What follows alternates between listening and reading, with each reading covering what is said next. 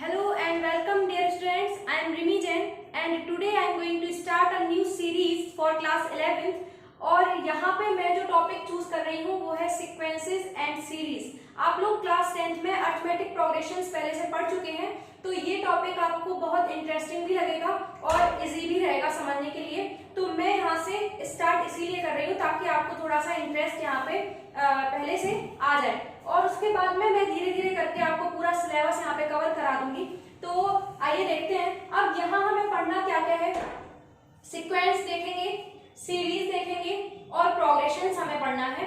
तो इन तीनों में जो डिफरेंस है पहले हम वो यहाँ पे देखना चाहेंगे क्योंकि सभी पढ़ लेते हैं लेकिन इनमें मेन डिफरेंस क्या है ये यहाँ पे किसी को समझ में नहीं आता या फिर कंफ्यूजन यहाँ पे रहता ही है।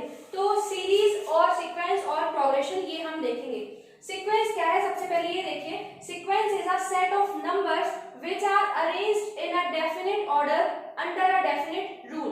अब इसका क्या मतलब है, सबसे पहले तो ये नंबर्स का सेट है मतलब नंबर्स का कलेक्शन है। अब हमने क्या किया, उन नंबर्स को एक ऑर्डर में अरेंज करके रखा है। कैसा ऑर्डर, हम कुछ नंबर्स लेते हैं और उनको कॉमा लगा के ऐसे ऑर्डर में लिख देते हैं। ये हुआ यहाँ पे क्या, arrange in a definite order, तो ये तो ऑर्डर होगा। दूसरी चीज अंडर अ डेफिनिट रूल, हमने जो नंबर चूज किए हैं, जिन नंबर को हमने यहाँ पे कलेक्ट करना चाहा है वो यहाँ पे किसी रूल के थ्रू ही हमने यहाँ पे लिखे होंगे, उनमें कुछ ना कुछ रिलेशन होगा आपस में। जैसे अगर हम देखें तो यहाँ पे 2 का 4 से क्या रिलेशन है, जब हमने 2 में 2 का मल्टीप्लाई किया या 2 ऐड किया तब हमें 4 मिला, फिर से हमने 4 में 2 ऐड किया तो हमें 6 मिला। अब हमें यहाँ से समझ में आ रहा है कि नेक्स्ट यहाँ पे अगर हम 6 में 2 ऐड कर दें तो हमें नेक्स्ट टर्म यहाँ पे मिल जाएगी मींस 8। तो यहाँ हमें समझ में आ रहा है कि ये क्या है, सेट ऑफ नंबर्स किसी ऑर्डर में अरेंज किए गए हैं और इनमें एक रूल भी फॉलो हो रहा है, तो हम इस वजह से इसको क्या बोलते हैं, सीक्वेंस बोलते हैं। आइए कुछ एग्जांपल्स के थ्रू इसको समझते हैं कि कौन कौन से एग्जांपल्स यहाँ पे सीक्वेंस के हो सकते हैं। मान लीजिए हमने यहाँ पे कंसीडर किया 1 3 5 7 एंड सो ऑन। मतलब अगर हम आपसे पूछें कि अब नेक्स्ट टर्म क्या होगी तो पहले हम इनमें चेक करेंगे कि क्या कोई रूल फॉलो हो रहा है। तो देखिए यहाँ पे जब हमने 1 में +2 किया, 2 ऐड किया तो हमें 3 मिला, फिर हमने 3 में +2 किया तो हमें 5 मिला, फिर हमने 5 में +2 किया तो हमें 7 मिला। तो माइंड में तुरंत हमारे बात आ जाएगी कि अगर हमें नेक्स्ट टर्म चाहिए तो हम क्या करें, +2 कर दें 7 में तो हमें यहाँ पे क्या मिल जाएगा 9। और इस तरीके से आपको जितनी भी टर्म्स चाहिए वो आप क्या करके +2 कर करके यहाँ पे फाइंड कर सकते हैं। तो ये हमारा एक सीक्वेंस होगा। दूसरा सीक्वेंस सीख लेते हैं।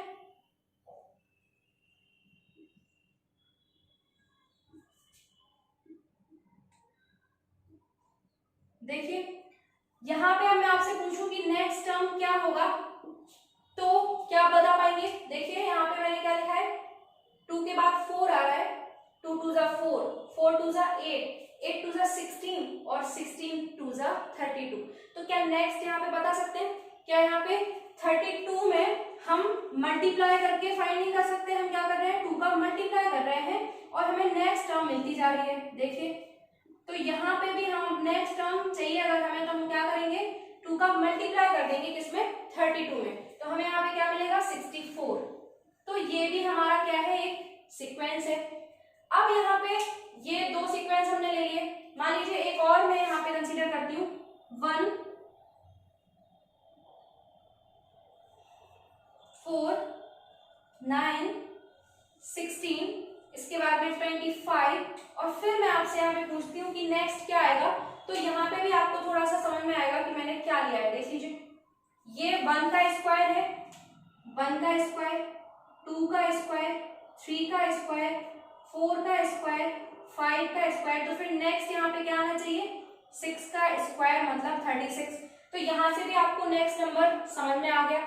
इसके बाद में मैं लेती हूँ 2 5 10 17 26। अब नेक्स्ट बताइए यहाँ पे क्या आएगा। तो इसमें हमें कुछ रिलेशन देखना पड़ेगा। तो ये क्या है देखिए, क्या इसको हम ऐसा लिख सकते हैं 1 का स्क्वायर प्लस 1, 2 का स्क्वायर प्लस 1, 3 का स्क्वायर प्लस 1, 5 का स्क्वायर प्लस 1, 6 का स्क्वायर प्लस 1। तो अब हमें जो नेक्स्ट नंबर मिलेगा वो मिलेगा 7 स्क्वायर प्लस 1 मीन्स 50। देखिए तो यहाँ पे भी हमने कुछ रूल लगा के नेक्स्ट टर्म के बारे में पता कर लिया। अब मान लीजिए एक और हमारे पास एग्जाम्पल है जिसमें हमने लिखा है 2, 3, 5, 7, 11, 13। अब बताइए नेक्स्ट टर्म क्या आएगी। तो हम यहाँ पे देखेंगे कि ये 2, 3, 5, 7, 11 एंड 13 ये सारे प्राइम नंबर्स यहाँ पे लिखे जा रहे हैं, कॉन्जिक्यूटिव प्राइम नंबर्स। तो 13 के बाद जो प्राइम नंबर आएगा वही हमारा नेक्स्ट टर्म होगा।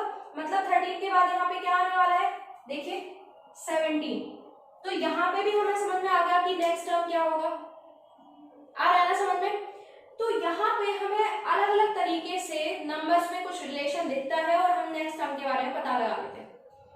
तो सीक्वेंस तो हमारे यहाँ पे हमें समझ में आ गया कि इस तरीके से सीक्वेंस होगा। लेकिन अब सीरीज और प्रोग्रेशन क्या है। तो सीरीज कुछ नहीं है, बेसिकली हमारे पास कोई सीक्वेंस है, उस सीक्वेंस के जो टर्म्स है हमारे पास, अगर हम उनको क्या करें प्लस साइन लगा के सम के फॉर्म में अगर रिप्रेजेंट कर देते हैं तो उसको हम सीरीज बोलने लगते हैं। जैसे हमने क्या किया, ये हमारा क्या था एक सीक्वेंस था और अगर हम इसके जो टर्म्स हैं इनको ऐसे सम के फॉर्म में डिफाइन कर देते हैं तो इसको फिर हम क्या बोलते हैं सीरीज। ये क्या बन जाएगा सीरीज। तो सीरीज में बहुत ज्यादा कुछ ऐसा वो नहीं है प्रॉब्लम कि हमें समझ में नहीं आया। सीक्वेंस जो है, सीक्वेंस के टर्म्स को आप क्या करिए सम के फॉर्म में रिप्रेजेंट कर दीजिए या माइनस के फॉर्म में भी कर सकते हैं, यहाँ पे माइनस भी आप लगा सकते हैं। तो माइनस या प्लस साइन के साथ में अगर हम रिप्रेजेंट कर दें सीक्वेंस के टर्म्स को तो फिर हम उसको सीरीज बोलने लगते हैं। तो सीरीज तो छोटी सी चीज है। अब मेन यहाँ पे जो प्रॉब्लम आने वाली है वो आने वाली है सीक्वेंस और प्रोग्रेशन के साथ में। तो प्रोग्रेशन क्या है और सीक्वेंस क्या है ये मैं आपको बताऊंगी।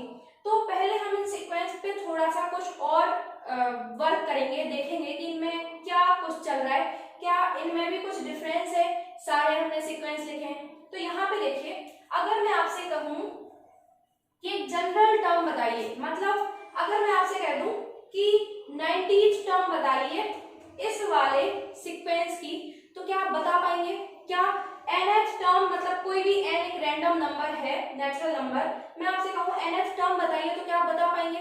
तो देखिए यहाँ पे अगर मैं इसको ऐसा लिख दूं 2n-1, देखिए जरा बहुत ध्यान से, ये मैंने एक जनरल टर्म लिख दी n के फॉर्म में, वेयर n क्या है, n बिलोंग्स टू n। जो n है वो एक नेचुरल नंबर होगा, ठीक है। तो ये हमने एक जनरल टर्म लिख दी है 2n-1। अब जरा आप इसमें n की वैल्यू नेचुरल नंबर्स पुट करके देखते जाइए, मतलब 1, 2, 3, 4 ये पुट करके देखिए, क्या आपको ये वाला जो सीक्वेंस है ये रिजल्ट में मिलेगा। देख लीजिए, जब यहाँ पे 1 आप पुट करेंगे तो आपको क्या मिलेगा 1, जब आप 2 पुट करेंगे तो आपको 3 मिलेगा, जब आप यहाँ पे 3 पुट करेंगे तो आपको क्या मिलेगा 5, जब आप यहाँ पे 4 पुट करेंगे तो आपको 7 मिलेगा, 5 पुट करेंगे तो आपको 9। ये आपको एक जनरल टर्म यहाँ पे मिल गई n के फॉर्म में। अब यहाँ पे मैं आपसे एकदम तुरंत पूछती हूँ कि आप मुझे 90th टर्म बताइए। तो इस जनरल टर्म में आप n की वैल्यू 90 पुट करके 90th टर्म फाइंड कर सकते हैं ना। n की वैल्यू देखिए, जब फर्स्ट टर्म हमसे पूछा गया था तो हमने n की वैल्यू 1 पुट की थी, जब सेकेंड टर्म की बात हुई थी तो n की वैल्यू हमने 2 पुट की थी। मतलब जिस टर्म की हम बात कर रहे हैं n की वैल्यू हमें वही पुट करनी है। तो यहाँ पे 90th टर्म या 80th टर्म या 81st टर्म जो भी हमसे पूछा गया है वो हम अगर यहाँ पे पुट कर दें तो हमें उसी नंबर के टर्म मिल जाएगा। तो इसमें हम जनरल टर्म फाइंड कर पाए। इस वाले में आइए, इसमें यहाँ पे क्या हो रहा है, इसकी भी क्या जनरल टर्म हम बता सकते हैं। देखिए 2n अगर हम लिखते हैं तो क्या ये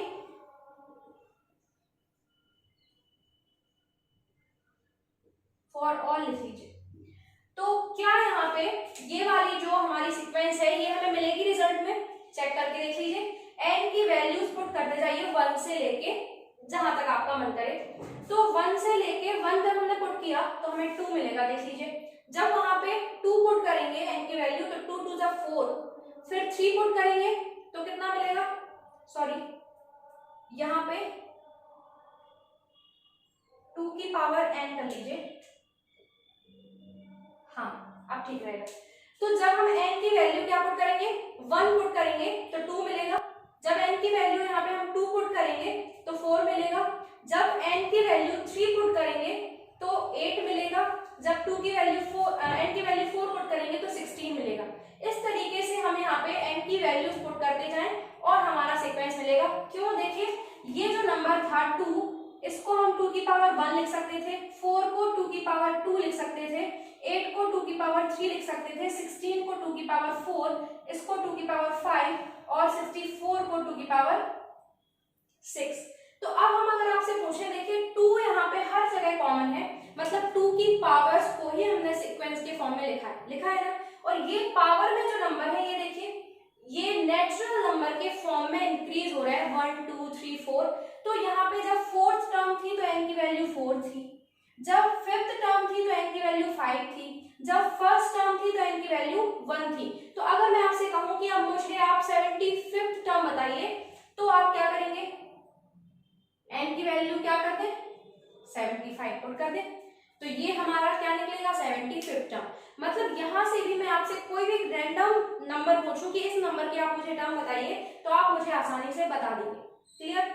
अब यहाँ आइए, यहाँ पे भी कुछ ना कुछ आपको समझ में आ रहा होगा। देखिए यहाँ पे 1 को लिखा है 1 स्क्वायर, 4 को 2 स्क्वायर, 3 स्क्वायर, यहाँ पे पावर कांस्टेंट चल रही है, लेकिन जो बेसिस हैं सारे बेसिस यहाँ पे फिर से नेचुरल नंबर के फॉर्म में इंक्रीज हो रहे हैं। तो इसकी जनरल टर्म में अगर आपसे पूछूं तो क्या आप ऐसा लिख सकते हैं,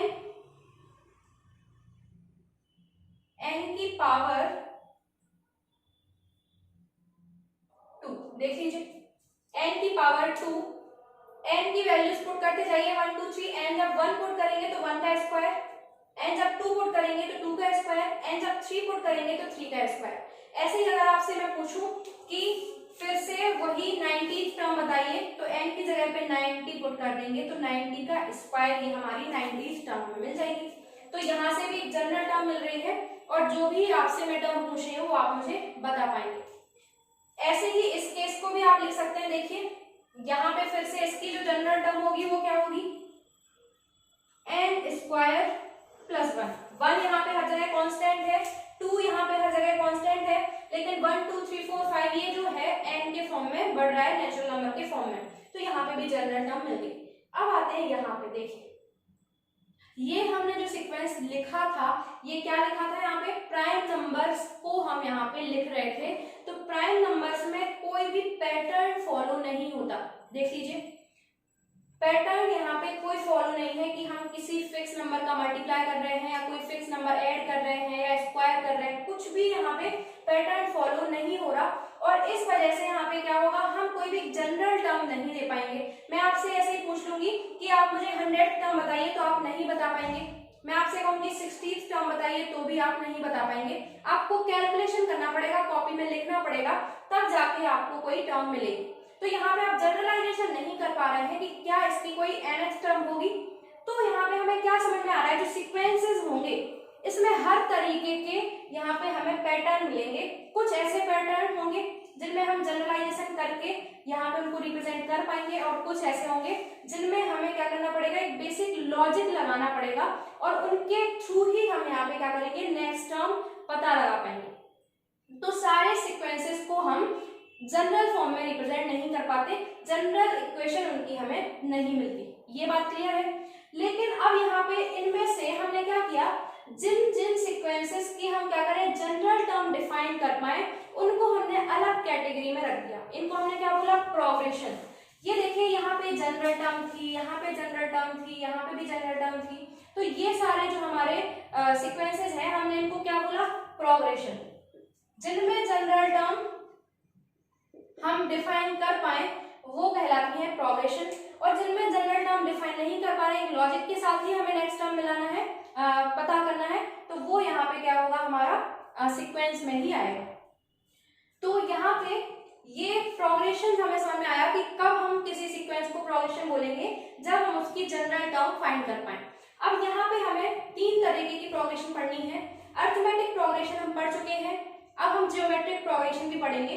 तो अरिथमेटिक प्रोग्रेशन में हमने क्या देखा था, जब हमें यहाँ पे नेक्स्ट टर्म कैसे मिले, कोई फिक्स नंबर को ऐड करके या सब्ट्रैक्ट करके अगर हमें नेक्स्ट टर्म मिल रही है तो हम उसको क्या बोलते थे, अरिथमेटिक प्रोग्रेशन। जैसे फर्स्ट यहाँ पे जो सीक्वेंस था इसमें हमें नेक्स्ट टर्म 2 ऐड करके मिल रही थी, तो ये एक क्या होगा, अरिथमेटिक प्रोग्रेशन होगी। ऐसे ही अगर मान लीजिए हमें कोई फिक्स नंबर सब्ट्रैक्ट करके नेक्स्ट टर्म मिलती तो भी हम इसको अरिथमेटिक प्रोग्रेशन बोलते हैं। इसके बाद यहाँ पे जो सेकंड एग्जाम्पल है ये किसका है, यहाँ हमें फिक्स नंबर क्या कर रहे हैं, हम मल्टीप्लाई कर रहे हैं। जब हमें कोई फिक्स नंबर मल्टीप्लाई कर करके नेक्स्ट टर्म मिलती जाती है या डिवाइड करके नेक्स्ट टर्म मिलती जाती है तो हम उनको क्या बोलते हैं, जियोमेट्रिक प्रोग्रेशन। ये दोनों चीजें हमें हमारे सिलेबस में पढ़नी है और बहुत अच्छे से पढ़नी है, बहुत अच्छे अच्छे क्वेश्चंस भी इनपे बनेंगे। तो अब हमें लगता है कि आपको समझ में आ गया होगा कि प्रोग्रेशन और सीक्वेंस में क्या डिफरेंस है। एक बार फिर से सुन लीजिए, सीक्वेंस में आप लॉजिकली भी नेक्स्ट टर्म के बारे में पता लगा सकते हैं। यहाँ पे आपको बस क्या हो, कोई पैटर्न फॉलो अगर हो रहा है तो आप उसको सीक्वेंस बोलेंगे, लेकिन प्रोग्रेशन में जनरल टर्म डिफाइन होना जरूरी है, सीक्वेंस में ऐसा जरूरी नहीं है। मतलब सारी प्रोग्रेशन सीक्वेंस होंगी लेकिन सारे सीक्वेंस को आप प्रोग्रेशन नहीं बोलेंगे, क्योंकि सीक्वेंस में से ही आपने कुछ कैटेगरी अलग करके प्रोग्रेशन बनाई है। मान लीजिए हमारे पास कोई सीक्वेंस दिया है तो उसके जो हमारे टर्म्स हैं उनको हम A1, A2, A3, AN इस तरीके से डिफाइन कर सकते हैं। मतलब ये फर्स्ट टर्म होगी, ये सेकेंड टर्म होगी, ये थर्ड टर्म होगी और ये nth टर्म होगी। तो यहाँ पे हमने अरिथमेटिक प्रोग्रेशन में भी ऐसे ही पढ़ा था, फर्स्ट टर्म है, सेकेंड है, थर्ड है। अब यहाँ पे जनरल टर्म जो है उसका रिप्रेजेंटेशन हम कैसे करते हैं, Tn से। ये क्या है, हमारी कोई जनरल टर्म, जैसे यहाँ पे An भी जनरल टर्म nth टर्म को रिप्रेजेंट कर रही है, तो अब हम यहाँ पे Tn से इसको रिप्रेजेंट करेंगे। जैसे अरिथमेटिक प्रोग्रेशन में हमने पढ़ा था फॉर्मूला जो था nth टर्म का, जनरल टर्म का, उसी तरीके से हमें सीक्वेंस यहाँ पे देखना है। बस एक चीज यहाँ पे याद रखेंगे कि सीक्वेंस में जरूरी नहीं है कि सारे सीक्वेंस की हम जनरल टर्म डिफाइन कर ही पाए, लेकिन हम यहाँ पे समझने के लिए सीक्वेंस से स्टार्ट करेंगे। एनसीईआरटी की जो फर्स्ट एक्सरसाइज है वो आपकी अंडरस्टैंडिंग क्लियर करने के लिए यहाँ पे रखी गई है, जिसमें सीक्वेंस हमें एक जनरल फॉर्म में दिया होगा और फिर हम उसका क्या करेंगे, फर्स्ट सेकंड थर्ड टर्म निकालने को बोला जाएगा तो आप निकाल लेंगे और इस तरीके से हम सॉल्व उसको कर सकते हैं। तो देखिए फर्स्ट क्वेश्चन जो है एनसीईआरटी का वो मैं आपको यहाँ पे सॉल्व करती हूँ। तो देखिए यहाँ पे क्वेश्चन कह रहा है कि write the first 5 terms of the given sequence whose nth term is an equal to हमें दिया है n+1। तो बिल्कुल इजी सा क्वेश्चन है, यहाँ पे हमें nth टर्म के बारे में बताया है, हमें फर्स्ट 5 टर्म्स निकालनी है। मतलब हम कहाँ से स्टार्ट करेंगे, n की वैल्यू 1 2 3 4 एंड 5। सो हम यहाँ पे स्टार्ट करेंगे, we have an equal to n+1। अब हम क्या करेंगे, substituting the value of n 1 2 3 4 and 5। So a1 क्या मिलेगा, यहां से देखिए 1+1, 1 into 2 मीन्स 2। हमने यहाँ पे क्या कर दिया, n की वैल्यू 1 पुट की तो फर्स्ट टर्म मिलेगा, 2 पुट करेंगे तो हमें क्या मिलेगा। तो यहाँ से ये हमारा क्या है, फर्स्ट 5 टर्म्स है। फर्स्ट टर्म को a1 से रिप्रेजेंट करेंगे, सेकेंड को a2 से, थर्ड को a3, फोर्थ को a4 और फिफ्थ को a5। इस तरीके से हमारा ये सीक्वेंस था जिसकी जनरल टर्म हमें दी थी, general term means nth term हमें दी थी, तो हमें फर्स्ट 5 टर्म्स निकालनी थी। तो इस तरीके से हम इसको फाइंड कर सकते हैं। तो इस तरीके से हमने देखा कि किसी सीक्वेंस के जनरल टर्म से हम कैसे फर्स्ट सेकंड थर्ड या जो भी टर्म हमें निकाली है वो निकाल सकते हैं। अब आप यहाँ पे जो एक्सरसाइज है 9.1 उसके और क्वेश्चन सॉल्व करने की कोशिश कीजिएगा, आपसे बन जाएंगे मुझे लगता है। अगर कोई भी आपको प्रॉब्लम होती है तो आप कमेंट बॉक्स में कमेंट करके पूछ सकते हैं। अब हम नेक्स्ट वीडियो में देखेंगे यहाँ पे जो नेक्स्ट एक्सरसाइज है 9.2 जिसमें अरिथमेटिक प्रोग्रेशन को हम अच्छे से समझेंगे और उसके क्वेश्चंस को भी सॉल्व करेंगे। Thank you for watching.